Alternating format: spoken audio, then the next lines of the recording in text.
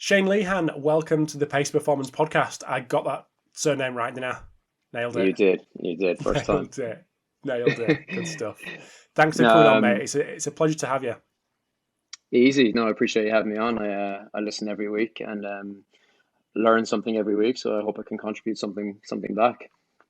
Absolutely. When someone like Warren Young, as I said to you before, the only person to ever contact me on Facebook Messenger seems to be Warren, but when he recommends someone, I'm absolutely on it. So it's a pleasure to have you, an honour to have you, and just looking into speaking to Warren about you and looking into your background. It's an interesting one. I love to see a Brit or an Irishman overseas and doing good stuff. So looking forward to having a chat. But anyone that doesn't know who you are, Shane, would you mind just giving us a short bio on you, what you've done before, and how you've ended up in Sydney? Yeah, easy. I'm currently athletic performance coach at the Sydney Swans. I've been here for just over a year now. This is my first year in footy, as they call it over here. But prior to that, I spent 12 years in rugby union, 6 seasons with the Melbourne Rebels in Super Rugby, and a little bit of time with the Wallabies during that time as well. And then prior to that, I spent 5 and a bit years with Leicester Tigers in the Premiership.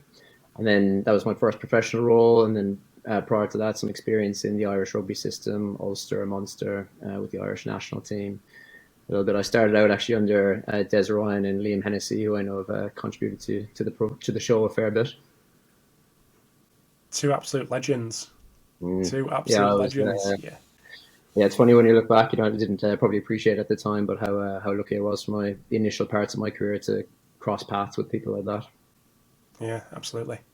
So we're going to frame this episode in understanding where Strength and Power program fits in the performance hierarchy, because you've had experiences when it's been high on the list or high up the hierarchy, and when it's not been as high in the hierarchy. So just looking back to your time at Leicester, obviously very successful during the time, the team were very successful in the time that you were there. Where was it in the where did Strength and Power program fit in that hierarchy, and what did that program look like on reflection? Yeah, as you say, I was very lucky to be there. Probably the tail end of a really successful period. Saracens were just on the way up, and it's great to see them back champions again this year. But I guess Leicester Tigers are a club with a very distinct playing philosophy. They play a very abrasive style of rugby, and at the time, the head coach Richard Cockrell really epitomised that style of rugby. So our game plan was essentially built around set piece, collision, big bodies, and obviously to support a game style like that, then strength and power is a fundamental component of that. As a result, we had a strength and power program which was very much focused on getting guys bigger, keeping guys strong, a very aggressive in-season strength and power program. And yeah, that complemented the way that we were trying to play the game. I think it probably would have been pre my appreciation and understanding maybe of the game model. But certainly I think when I reflect on that time, we were looking to construct athletes or train athletes in a manner which would support the style of rugby that we were trying to play. So when you say aggressive strength and power program in season, give us some examples. What's it look like? I guess there wasn't. We didn't really have a maintenance phase, if I'm honest. We were always chasing progressive overload. We ran a player watch system at the time. Alex Martin, who was the head of department, who is maybe not a name that's known to many people, but is one of the real leaders in the rugby union space, particularly around physiological development. So we'd run a player watch system where we'd have one coach it'd be maximum of 1 to 2, 1 to 3 athletes, really aggressive with prescription, constantly chasing progressive overload, multiple sessions a week, all with the aim of keeping guys big, keeping guys strong, keeping guys powerful, so that we could try and dominate opposition at the weekend, because that was very much the style of rugby that we were trying to play. Just so we've got a bit of a contrast when we get onto the Melbourne stuff. So multiple sessions a week. So you're playing Saturday to Saturday. What would, maybe pick one of them, maybe use multiple examples of sessions. What did them sessions actually look like, and how was it so aggressive? And then we'll use that kind of Melbourne stuff as a bit of a contrast. Is that all right? Yeah, of course. Yeah, and this is looking back on this program now. It's nearly 10 years ago at this stage, so it's obviously the profession and everyone that was there at that time has evolved in their practice and their thinking since then. But I guess on a very basic level, if you walked into one of our gym sessions, for example, it wouldn't look particularly complex, but there was quite a bit of thought and consideration gone into program and session design. So we ran a program where we would essentially have one of the primary components was having exercises which had low technical bias, so that we could really overload some of those strength parameters. So remember at the time for instance, we didn't back squat many guys, we didn't Olympic lift many guys. Shane. I know. Sorry, mate, carry on. No, but it's true. I mean, that would have been, at the time, we're talking 10 years ago, that probably wasn't that common. But, there's more of that discussion nowadays about, that there's, that there's potentially other methods. And again, it's not being anything anti the methodology or the principles of Olympic lifting, but we just felt that we could get greater physiological overload through the implementation of low technical bias exercises. So I remember we had 4 or 5 of those myo thruster leg presses that we would have guys on, and it would literally be a case of if you lifted 250 kilos for 20 reps last week, you're lifting 252.5 kilos for 21 reps this week. And we would do that over and over and over and over again over a 52-week season. And yeah, I think if you walked in and you looked at one of those sessions, it would look quite simple, but there was a lot of thought. I remember Alex Martin, his saying, which I've carried forward, or his mantra was complex in design, simple in execution. So really, when an athlete came in a gym session, you knew you were gripping and rippling for 20 to 30 reps on a big compound lift that had a minimal technical component, and you were doing that repeatedly over and over the course of a season. So the strength element may be traditionally a back squat. That was the alternative, was often a leg press. So when you say we weren't doing much Olympic lifting for your power stuff, what was the alternative that you guys were using, which with a less technical bias? Yeah, I guess when I look back, it was actually quite innovative at times. We had a local engineering company actually who would mock up some of our kind of harebrained ideas. Remember, we had almost a leg press that you could load up, and you'd shoot yourself up a ramp, and we'd catch it with like a car brake at the top, so we'd get guys to kind of maximally explode up on a 45-degree angle, and then we'd bring them back down. We had what we call the rampage, but essentially it was a tackle bag that you could load up that was on railings. We had that kind of horizontal force production. We'd put timing gates on that and really drive some competition around that. But I guess all those exercises were designed to be low system bias exercises, low technical execution, and then really drive competition around those exercises. So you've mentioned at the start around how that linked in with the game model, but how did that interact with other aspects of the game which were been focused on from a technical point of view? Like you mentioned, set pieces been a big thing for you guys. The set piece been a big thing for you guys. Were you talking to coaches and trying to understand the technicalities of them movements and how we excel, and then trying to drag that into the gym and replicate those kind of demands? I think we were trying to do that as a department, but I'm not sure that a continued dialogue with technical coaches about what they were looking for from an optimal technical execution was there. So I think we were looking to do that as a department, but maybe at the time that communication piece could have been better. And as I said, that's 10 years ago now at this stage. I think probably that conversation generally within the profession has evolved a fair bit within that time frame. Yeah. We see aspects of obviously something like tactical periodization, for an example, has become quite fashionable in the last couple of years. But I think at the core of that is the principle of the game first, and understanding how the team are trying to play and the technical actions that we're trying to support. And I think when I look back on that time, I think we were doing a very good job at increasing physical outputs. But maybe the bit that was missing was the tying it into the technical actions, or really understanding the technical and tactical actions that the coaches were looking for. And I think that's more of a reflection maybe of, I think the industry is maybe a little bit younger there in terms of integration piece. So on reflection, before we get into the transition to Melbourne and how that differed, on reflection from your time at Leicester, would you do anything different now you've moved on in your practice 10 years? So, for example, using the less technical biased exercises, would that still be or is that still a thing that you kind of subscribe to? Or are you happy to move into the more technical based things if it's got a time and a place? I think they're all tools, really. I think if I look back on my time at Leicester, I think the real learning and the reflections, I think at the time, I had the process in reverse. My thought process was, this is the physical intervention we're going to put in place, be it leg press or back squat or whatever it is. This is the physiological adaptation we're going to get, and then this is how it's going to transfer into a game situation. Whereas now I think that's flipped 180, where we're starting with the football, we're starting with the technical action first, and we're starting with the tactical plan first, trying to understand what are the adaptations that support that, and then selecting appropriate exercises, rep schemes, interventions for your group, which support the football program. So I think that's a learning, and I think that's probably maybe a shift in the profession more holistically, where there's maybe more of that focus of working from the game backwards rather than working from physical interventions to adaptations to performance to the game.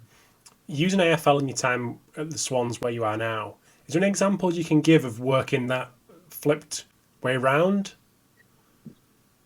I think I'd started that process anyway. I probably learned that the hard way by the transition to Melbourne, but there's no greater example than when you go into a sport that you're not actually that familiar with, and especially a sport as an Irish guy who spent 10 years in England. My knowledge of AFL is really squashed into the last 5 or 6 years, and most of that as a spectator. And there's some advantages on that. The advantage of moving into another sport is that the sport provides external reference for you, and you provide external reference for the sport. And probably the real advantage for me going into football is I've spent my whole life in rugby union as a poor amateur athlete, and then as a strength and conditioning coach, athletic performance coach. And as much as you try and remove bias, you still have a preconception of maybe how an athletic performance program should run to support a rugby program. Going into a sport that you're really learning about, you're learning the nuts and bolts of it when you're in there, you're forced to kind of start with a blank slate. And the start of that process for me is trying to sit down with the sports coaches and understand the game plan first and foremost. What are some of the key pillars, key tactical pillars that support us trying to win? What are some of the technical actions that support that tactical plan? And then every technical action has an underpinning physical component or a supportive physical component. So how do we, as an athletic performance department, support those physical components that underpin technical actions which feed into the game plan? That's that process, and it's still an evolving process for me. I'm still very much learning, but that process was accelerated over my time in Melbourne. And then there's nothing to challenge you like moving into a sport where you really just don't have the contextual knowledge of everything that's going on from a technical tactical perspective. We will dive into the time at Melbourne in a second, excuse me. But just using that example there of you moving into AFL, let's have the exercise selection as the kind of what used to be the first port of call, but is now the last port of call. Can you take us through that journey of a technical movement that you want to improve and develop in the game, and then moving backwards to a potential exercise selection to be able to do that in that reverse order as you described? Is that all right? Yeah, that is, and that's actually this has been a big evolution in my thinking actually in the last number of years, and I've really been challenged. When I was in the Australian rugby system, I was really challenged by guys like Dean Benton and John Pryor to really consider, what are some of the underpinning physical components that support technical actions. And so I can give an example from footy. So the contest for possession is really an integral part of Australian rules football. So competing for the ball, either on the floor or in the air. There's a pretty strong correlation between success in that metric and game outcome. So then the process of me thinking, okay, this is something that as an athletic performance program, as a strength and power program, we need to support. So the first protocol there is sitting with the coaches and trying to understand, create a technical model for what that looks like, what good performance around competition on the floor looks like. And in that example, it's it's your ability to drop body height. It's the ability to be strong in the face of external perturbations at low positions, and then to accelerate out or burst out of that contest. So then you can take those underpinning technical actions and think, okay, what are some of the physical components which might support that? And so in our program, to support that scramble or ability to contest for the ball on the floor, flexibility and mobility plays an important part. So sporting actions are not about producing maximal force like they are in the gym. They're about producing appropriate force in limited time frames across multiple planes. And so guys like Dean Benton and John Pryor have really challenged my thinking about strength and power prescriptions in the last couple of years. And I guess my definition of what constitutes strength and power training in the team sport setting is now broader. So if we take that example of competing for possession on the floor, then mobility, flexibility, the actual ability to get into those low positions, the coordination aspects of being able to drop your body height and move across planes and scoop a ball off the floor.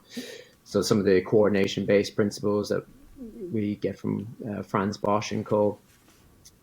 And then acceleration components, a model around acceleration development. So you take those three components and you've got an aspect, you've got a technical model of what a good scramble looks like or a good contest from the floor is.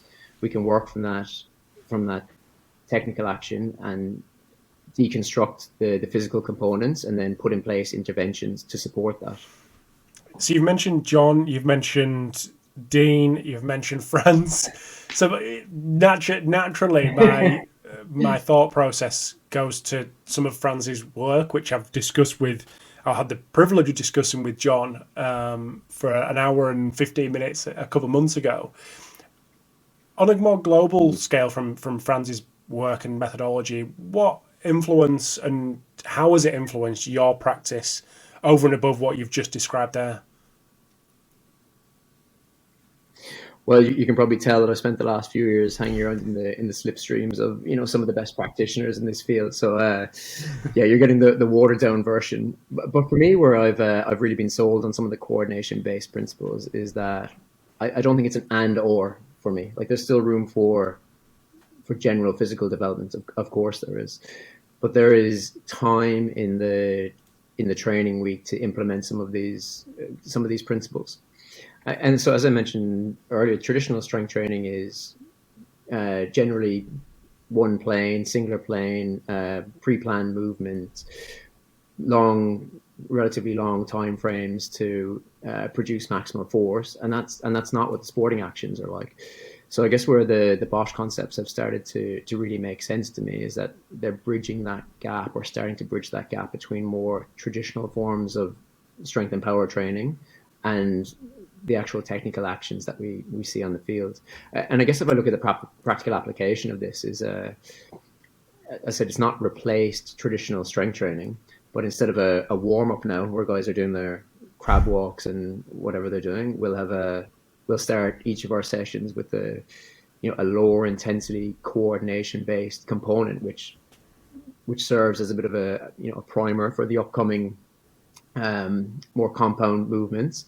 But also you're accumulating training time. If you're doing 5 minutes or 10 minutes of that every single day, and you're doing 3 or 4 sessions a week, then over the course of the year, then you're accumulating a pretty powerful training stimulus there. And I guess from my experience of it, athletes really enjoy it. They can see the application.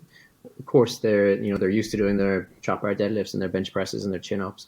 But when you say, look, here is a movement, here's a coordination movement which is going to challenge you in some of the similar positions that you'll find yourself in play, then I think that's a pretty easy sell to an athlete. And I think for me, like, we'll see guys, we'll introduce them to some of these coordination based principles, and I'll see them in their session prep or pre-game, and it becomes part of their warm-up inverted commas routine. But also you're accumulating training stimulus there if you're getting those small windows at multiple times in the day, in the week, and over the course of a season. So yeah, I guess that's where it sits to me. It conceptually makes sense to me, that the principle of it makes sense to me, that that's what sport is. It's not about maximal force production in long time frames. It's short time frames, multiple planes, constantly evolving, chaotic movements. How can you control that? And so it doesn't replace traditional strength training. There's windows to do both. Would you be able to give us I hate to sound like a broken record here, but would you be able to give an example of them lower intensity coordination drills that you might do in the warm up? Yeah, easy. And again, look, I'll credit this a lot of. I'm hanging around the slipstreams of guys like of John Pryor who've educated me on this. But we'll do a movement where it could be a barbell. We do often do with an aqua bag, but simply a hinge type movement where they're dropping their hips, dropping their chest, and maybe transitioning across planes. So they're dropping body height quickly. Obviously, you're getting the variation from the water in the bag, and then rapidly and violently changing planes, and can you control that movement? And I look at that. That's something that I learned from JP, and JP is just excellent on the application of these principles. Like I read all of Franz's work, and watching JP coach for 15 minutes just is it just changes your opinion on and changes your mindset on where this stuff fits. But that's an exercise I picked up from John around dropping body height around the ruck and the tackle. But it's also highly applicable around the contest in Australian rules football. I actually think the movement is maybe the way that John coaches nearly more representative of some of the positions that AFL players get in actually. So that's an easy movement to have in at the start of a weight session, or on the field, even as prep to go into a field session, or as part of session prep in our prep room in the gym. And so it's not replacing traditional strength training. It's very easy to integrate into your, into the training process. With limited time, from an athletic performance coach perspective, time is limited. So everything in the program has to be justified. And one way to justify something is to measure the impact of it. Is it getting better? Yes. Keep it in. Is it getting worse? No. Okay. Is it having the desired effect on the outcome, which is what's going on the field? How do you measure the impact of those low intensity coordinative drills? Is it purely coach's eye? Is it purely getting responses from the athletes to say, like, I enjoy doing this, I feel it improves this? How do you do that? I think that's it. I think as a practitioner in this space, of course, you're taking a little bit of a leap of faith in that it's a difficult one to objectively measure transfer. It's through conversation with the athlete and through conversation with the coaches. And that's uncomfortable when you start out. My background is in, I said, very physiological based training, numerically being able to quantify progression and overload. So it was definitely a shift in my mindset and approach when you're saying, I can't measure this, but it makes sense to me that this would have some transfer to the athletic movement. But the reality is we're taking leaps of faith when guys are improving their back squat and their bench press and their 2 kilometer time trial. We're taking leaps of faith that those things actually transfer into into match performance. And so I've become more comfortable with being able to let go of that objectivity around the transfer and work with technical coaches. And there's a lot of subjective qualitative data that you're getting from technical coaches that they can say, we think someone's improving at this, or maybe they're not improving at that, and then you have to revisit the intervention. But I guess where I sit on now, I think at the top level of most professional team sports, there is negligible differences between general physical qualities, and that supporting the physical component of technical actions is probably that little bit that can help the team, or that you can contribute towards the team. And I mentioned this pre-Rob. I think that's part of the difference. I listened to that interview with John Clark and Eddie Jones, and listening to those guys has influenced my thinking as well. Where I think that's the difference between being a strength and conditioning coach in inverted commas and being an athletic performance coach, or someone who supports the game. I remember I think Eddie Jones said in that interview that essentially he views people in our position as being another assistant coach with an area of expertise with their specialist area being physical development or transfer of physical qualities. So it's you have to put the football first, or the game first, and support those technical actions. I was going to ask you about that because that was something that you were in. It was an intentional thing to have your job title as athletics performance coach versus strength and conditioning coach. And like you said, Eddie had spoken about it on episode 300 when him and John came on around that S&C coach or athletic performance coach becoming the assistant. Now, that's in a rugby union environment like you're very much used to. Can that be the same? Can that be replicated in a Aussie rules environment with that such close links between the physical staff and the technical staff, which Eddie seems to have with England? Look, I think that's those relationships with sport coaches they're primary relationships that people in our position need to foster, and I think that's how you have I know we've got an excellent head coach here, John Longmire, who has a long history of success as a player in the 90s and then as a coach since. But I know if I present him with an Excel sheet full of numbers, that's not answering the questions that he's asking. We need to talk about. I need to be able to speak the language of football to him and try. And that's a difficult task for me at the minute because I'm upskilling on a new sport. But that's the gold standard there. And I guess it's the difference between developing a player and developing a player versus developing an athlete.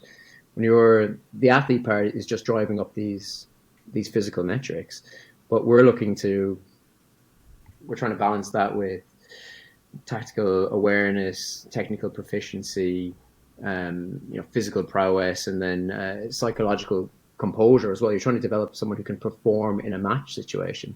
And I think that quote is coming from Fergus Connolly's work.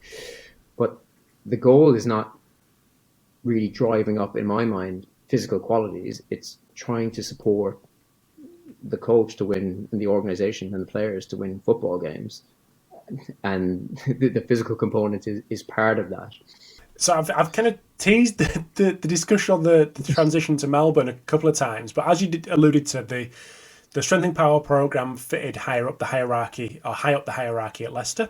When you moved to Melbourne, that wasn't the case, and you came into some difficulties that we spoke over email. Came into some difficulties in trying to bring that program from Leicester into Melbourne. Talk to us a little bit about that. Yeah, I guess I've learned a lot from that transition. I've learned a lot from every transition, actually. I think that's the value of maybe, experiencing different environments and different sports. But particularly I learned a lot from that Melbourne example. When I think back at, as I mentioned, my time at Leicester, very established, successful team, very distinct playing style. And the Rebels were a relatively new organisation. They're around since 2011. New team, different competition. And I came there from a successful program and thought I knew all the answers and probably created more problems than what I solved in the short term. So it's funny, actually, Bryce Kavanagh brought me into that role, and I met Bryce recently, and I joked, I said, 37-year-old me now wouldn't hire 29-year-old me the way he did. But I've learned a lot from that transition. So and Bryce is what a guy Bryce was to be under. He's another great holistic thinker about performance. So he helped me in that transition. But I think I probably caused more problems than what I solved in the short term there by not appreciating different team, different stylistic demands and how the coach wanted to play, different competition structure, and then where athletic performance or where strength and power was one of my primary responsibilities there, where that fit in the performance hierarchy. So I guess to summarize my time there, I think I arrived my first year and I said probably high on ego and overconfident, and thought my impact was going to be to really take that Leicester model, really drive up strength and power numbers, and then that will contribute to performance. But there's consequences, there's positives and consequences to aggressively pursuing any goal. And I think I had 2, maybe 3 players, miss games in the first 2 players, I think, in my first 2 or 3 months there, with minor things, but type back on a Thursday, they keep Sky out on a Saturday. But for a team like the Melbourne Rebels, where if you lose a first choice player, the next guy down might be a schoolboy. It might be his first time being a professional athlete. Whereas at a club like Leicester Tigers, probably your backup is your starter is an international, your backup's an international, and the third choice guy is probably an under-20 international, and there's just more depth there. And of course, it's never desirable to have a player miss a game because of an injury in a S&C session, but the consequences of those actions were higher at Melbourne than what they were at Leicester.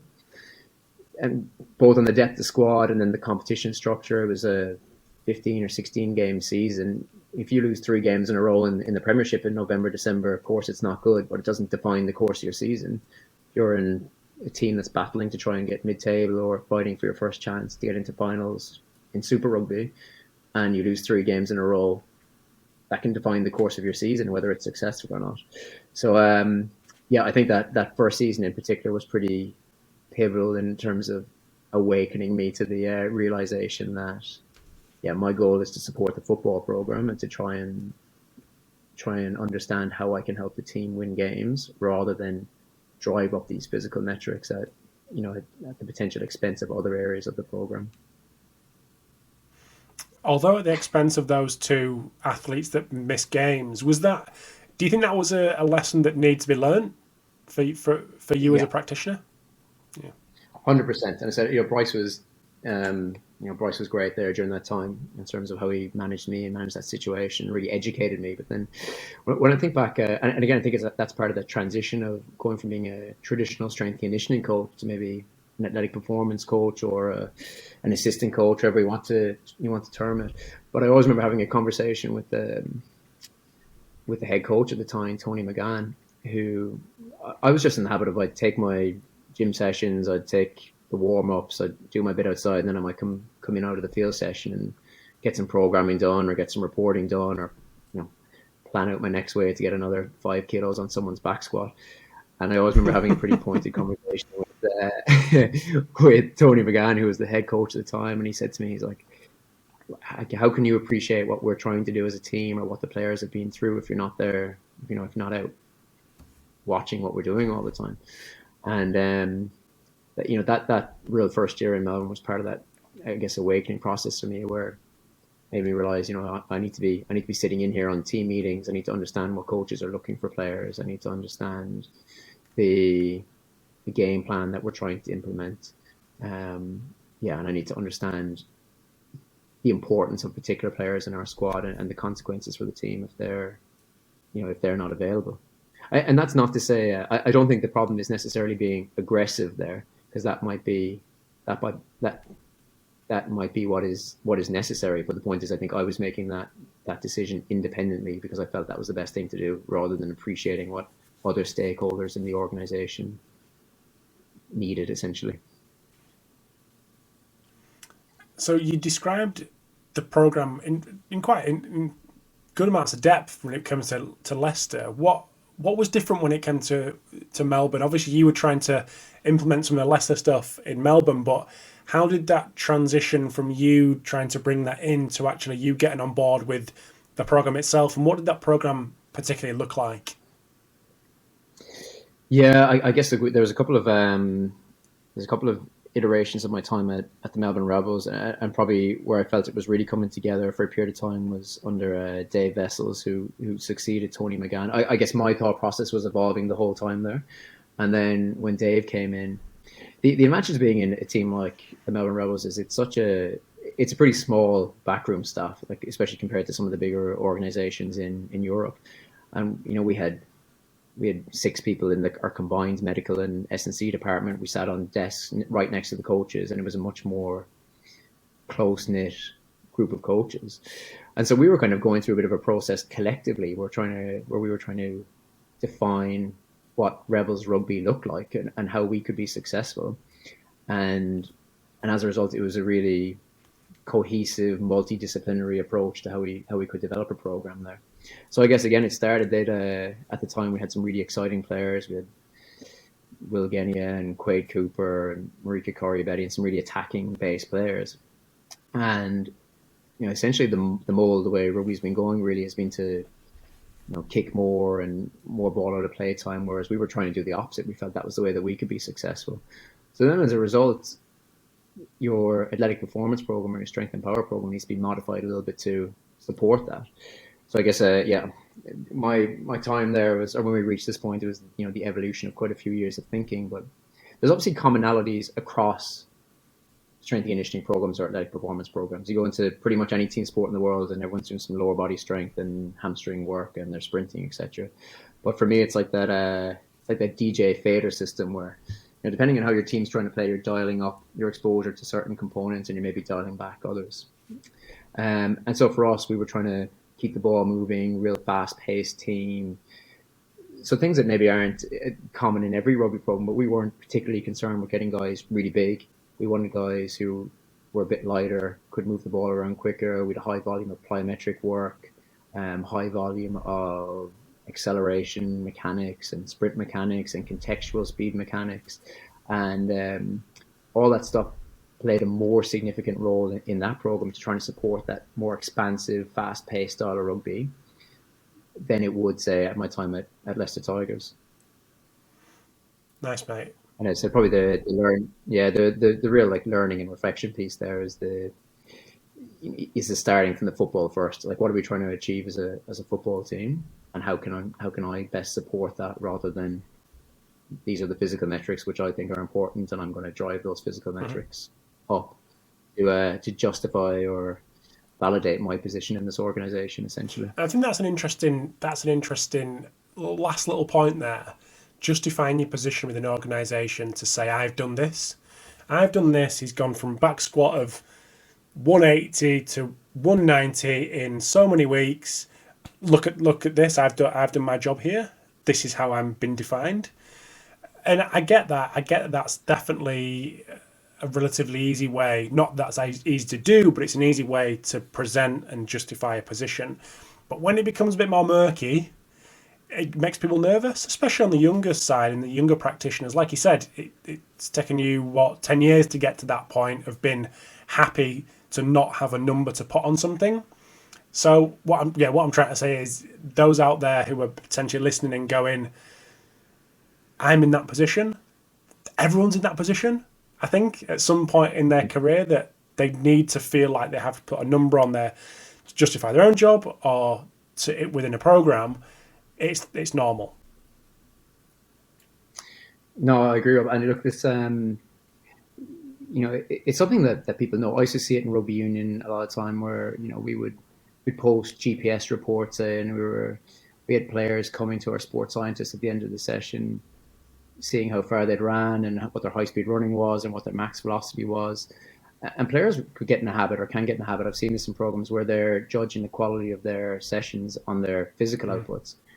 And I would see this in rugby union. And there's actually some really good research in AFL. Courtney Sullivan, who's part of Aaron Coots's group, did some really good work with, I think it's with Carlton, where she found an inverse relationship between physical outputs and successful technical actions, and an inverse relationship between physical outputs and coaches' perceptions of players' performance. And like, we know that it's not who can run around the most and who's the strongest. That is, efficiency is the key thing. Having a PhD in your sport is the thing that helps you be, an elite team sport player and be a good operator. So, you need to have an appreciation of where you sit and how you affect team performance. And that's where I think KPIs are really interesting, like physical KPIs, where we benchmark all our players on we take loads of objective data and we benchmark all our players, and we have a benchmarking system.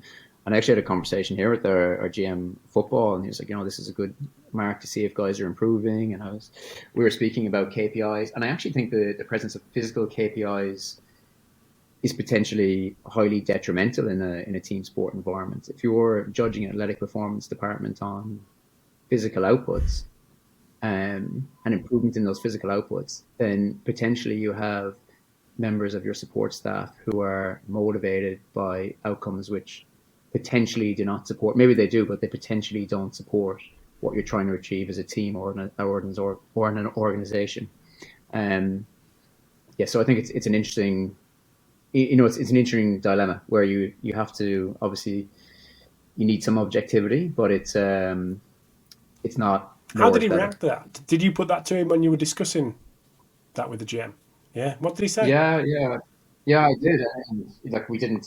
These benchmarks weren't designed to be used as KPIs for my Okay. role. We were just simply trying to get, especially me coming into a new sport, I'm trying to get an idea of maybe what an elite performer looks like at what's their 2K time trial and what's their max speed and what sort of strength levels do they have. But even within our squad, you can see that a lot of our best performers are not the guys who score highest.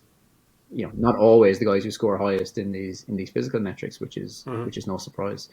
Um, but it was interesting having that conversation with him. He was very open to the conversation. I think when I said that, I think it's potentially detrimental, and I think it encourages potentially has the potential to encourage behaviours which aren't aligned with what we're trying to achieve as an organisation. I think he was pretty supportive of that in the end. I'd just like to take the next couple of minutes just before I'll let you crack on with your evening, just to discuss a little bit around, I know it's in early days, but around your PhD, decision-making process for strength and power programs in team sports. And we've kind of gone into this anyway with the decision-making process in three environments that you've been in. But why is this important to you? And how do you think that this is going to help you, but also the wider community for doing this work, developing this framework? Yeah, I guess you probably got the theme of talking to me for the last 45 minutes or so. That kind of where I sit now in terms of what my role is and what I'm trying to do has been very much shaped by the varied experiences that I've had. And it's funny, pre-COVID, I was taking a player that we had at Melbourne through the kind of end stage of his ACL rehabilitation. And at the time, I read Matt Taberner's work on the control to chaos continuum, and it really resonated with me that his work, not the. I think we were doing something similar anyway. We had this kind of continuum, but I read his work and thought, geez, if I was a guy starting out, something like this would be really beneficial to help me make decisions around, around interventions. And even as a reasonably experienced practitioner, it helped me kind of reframe where we were on this journey. And I guess over the course of the COVID situation, plenty of conversations with Warren Young and my supervisory team, and discussing. It really started as a discussion around my experiences and when I thought, some of the difficulties or decisions you had to make in our roles. Out of the back of those conversations, it turned into a potential study. But I guess what I would like to do is maybe at the end point is, take an accumulation of my experience and maybe other practitioners' experience and maybe create some sort of framework around decision making for athletic performance interventions in the team sport setting. And I guess the end goal there, obviously, if you take my role tomorrow as athletic performance coach at the Sydney Swans, we can convince you to move over to this side of the world, and there's a framework for you to refer to that might help you, make decisions there. And for me, it's not about, if we come back to the back squat and leg pressing or Olympic lifting, it's not the exercises, sets and reps. I think that's trying to pick the appropriate tool. That's the art of choosing an intervention, but more decision-making process around, what are the needs of the sport? What are the stylistic demands of the team? What are the organizational goals? Athlete profiling, and how you can use that information to hopefully make some decisions in the team sport environment, and maybe fast track some of the errors and learnings that I've made over the years. And save Bryce and his job back then in Melbourne. Yeah, exactly. Yeah, that's why he took off to take that role at the FA. No, what a guy though, Bryce. Anyway, I really appreciate. I think that's a good place to end in terms of what's going to be happening from your perspective with that PhD and what you're looking to achieve. But anyone that wants to keep up to date with what you've got going on PhD wise, work wise, just you, social media guy or not? Yeah, I'm a bit inactive on social media. Instagram, you're just probably going to see pictures of my daughter and me at various scenic locations around Australia. But LinkedIn is probably the best place to connect professionally. And just on that, Rob, I'm really keen to connect and talk to people. My PhD study is obviously, realization of my own experiences, but I'm keen to tap into other people's experience there as well, and hopefully contribute something back to the industry and to the field. Sounds good. Well, I'm going to thank you again. Really appreciate you fitting me into the hotel room that you stayed in tonight, and look forward to keeping in touch and chat to you soon. Easy, Robin. Thanks for having me on. I think I said to you beforehand, a bit of nerves coming on tonight. It's like what you're doing is great for the industry, and I listen to it every week. It's a great source of personal and professional development for me. So I appreciate you giving me the time.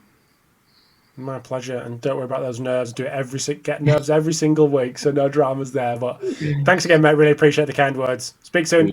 Thanks, Rob. Bye. Cheers, pal.